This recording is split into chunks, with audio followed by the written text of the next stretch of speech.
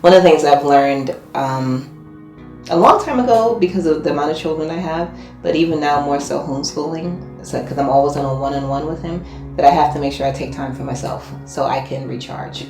Taking a martial arts movement class, and no one was home that day for Sage to stay home, but I needed to go and do this for myself. And I was about to cancel it because they had to go to work, and everyone's schedule, they were going to school, so no one was going to be able to stay that 1 hour with him while I went away. And I called Emery, the person who was going to teach me the class. I said, I'm going to have to cancel. He said, no, why? What's going on? I told him, I have Sage. He said, I'll bring Sage with you. I was like, all right, and get there. I gave him the speech. Sage, make sure you sit quiet. Don't do anything. Just let me do this class and we're finished. We're out of here, right? And he's like, okay. So anyone who knows Sage knows that Sage likes to have conversations with everybody, right? He's like the mayor of everything. So he's sitting there, and in 5 minutes, there, of course, he goes, so what are you guys doing? And we're in like this workout area. It's like a dojo, but really comfortable. And Emery goes, I'm teaching your mother some moves, and it's an incredible class for me. So Sage is like, so can I do it? And I'm like, no, because I don't want you to bother Emery. So really, for me, I was like, it's my time, but also I don't want to waste this man's time because his, time is money. And surprisingly, Emery goes, as soon as I finish with your mom, I'll give you some time. Emery is like this grown adult man who is so incredible with, people in general, but children, like he's like the Pied Piper of kids. So they're playing, but as he's playing with Sage, he's telling Sage to spell things. And he's saying, okay, spell dog. And as he's, they're doing this crab walk or they're doing a martial art move, Sage repeats spelling dog to him, right? And I said, it's like I'm sitting there and light bulbs are just like, pow, pow, pow, jumping off at me. I'm like, something's happening. What's happening here? So when they were done, and they did a lot of incredible things, I said, what's that? Well, what are you doing? And Emery said that he teaches these classes called learning through play or learning through movement, because one of the things that he finds for children, especially our boys, they're always told to keep still, sit still, don't move, stay in this spot, right this way, whatever. And unfortunately, some children don't learn that way. Dealing with the experiences that I've had, some of the negative ones that I don't want the children to experience. I think that if you cannot control yourself in this world, you're going to have a very, very large problem across the board. You are asking children to innovate. You're asking children to be educated on a high level. You're asking children to navigate society, but you're not giving them the basic tools in which to do that. And I'm not talking about traditional education where you sit and listen. I'm talking about, if you're asking me to pay attention for 6 hours, then teach me how to pay attention.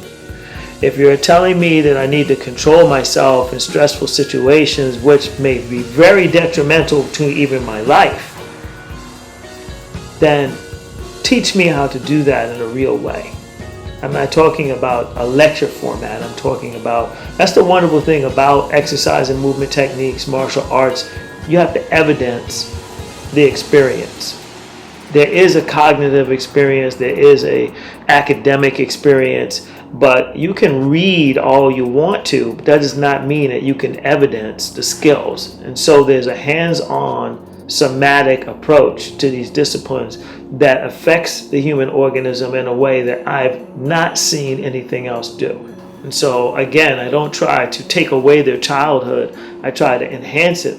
Like a lot of times you were asking me while we were doing the drills, and I say, I don't explain to them a lot of times what I'm up to, my overall arching theme is in the drill. I explain to them what they should be doing in the drill or the game, but I hide the intention because I want them to be able to be motivated in a different way.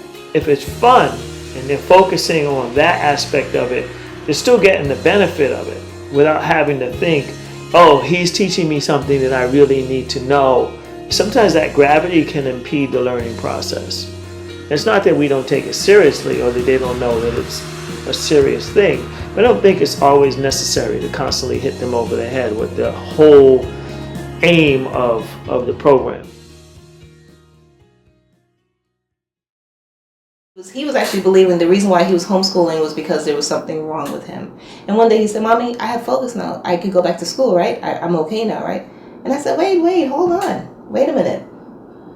We need to really talk about why we're homeschooling. You're not being punished.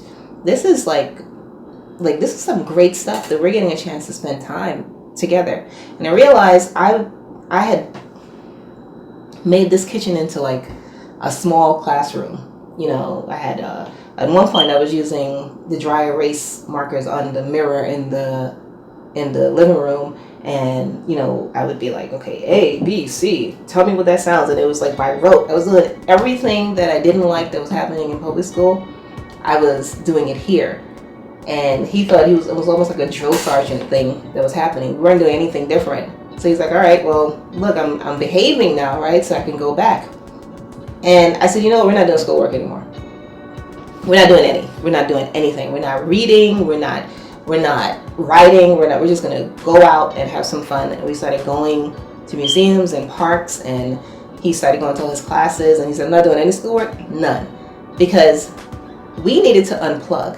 So for like a month, I would read to him, or we would talk about stuff, or we would go to the museums and talk about those things and draw, but opening up a book, it never happened. And I remember his grandfather, he's in Florida, he was like, what are y'all doing? You know, because the rest of the family, all the siblings were like, are you sure you know what you're doing, Mommy? You know, because they all had their own little issues of why Sage should not be homeschooled, or how it, you know, socialization, they were worried about where his friends are going to be, and that was another issue. But we needed to both need to unplug from the rat race of chasing down education and embrace the concept of learning. And what I found was that had I had the maturity, the experience, the bravery, I would have homeschooled everybody. And notice I didn't say the money, because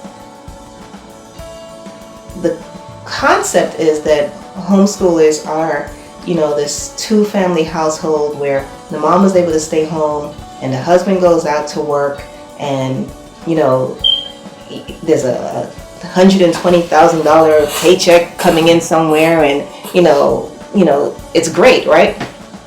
That's not always the reality, and in a lot of cases that's not the reality. It's mothers doing some extraordinary things, fathers doing some extraordinary things to make one end meet the other, because they made the decision to create a better life for their children.